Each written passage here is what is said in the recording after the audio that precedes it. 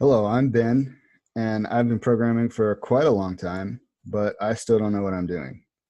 That being said, I probably know a little bit more than you because you're watching a video called Programming for Absolute Beginners and the Computer Illiterate. Now, you probably want to learn how to program, and I'm here to tell you that it's a lot easier than a lot of people seem to think it is. I'm a web developer, so I make my programming mostly for web browsers, for websites and web pages. So that's what I'm going to show you today. Now, to get started, you need two things. You need a text editor and a web browser. Now, on a Windows machine, you already have these installed. You have a text editor called Notepad. Open that up.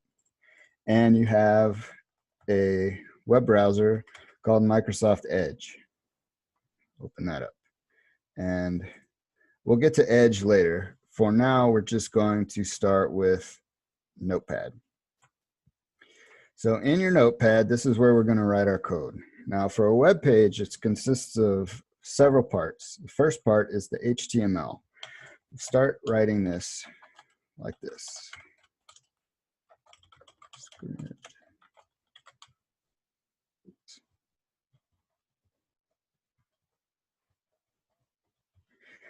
So what this code is, this is HTML, Hypertext Markup Language. In HTML, all of these tags are surrounded by angle brackets, and they are then closed by angle brackets with a little slash in front.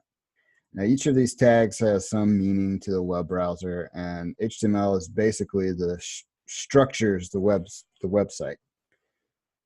But since we're just talking about programming, we're going to focus what's on inside the script tags. Now, inside the script tags, we're going to be writing in a language called JavaScript, which is very complex, but it's pretty easy to get started with. So the first thing you're going to write is alert, hello world, semicolon. So what this is, alert is what's called a function. After it, in parentheses, is the parameter for the function. Anything inside of quotation marks is called a string, and strings hold little bits of text. In this case, it's the text hello world. Lines end with a semicolon. Think of it as like a period for a sentence. Not all languages use semicolons, and it's not even completely necessary for JavaScript, but I like having them like that. So this is our first program, alert hello world. What this is going to do is alert pops up a box in the web browser, and it's going to print whatever you have in the parentheses. So to get this to work, we go to File and Save As. Now change the Save As type to All Files, and we're going to save this onto the desktop as hello world.html. Now the .html is important because that's what makes your computer recognize it as a web page that can be opened by a web browser. And it's the extensions just for HTML is hypertext markup language, and that's what browsers use.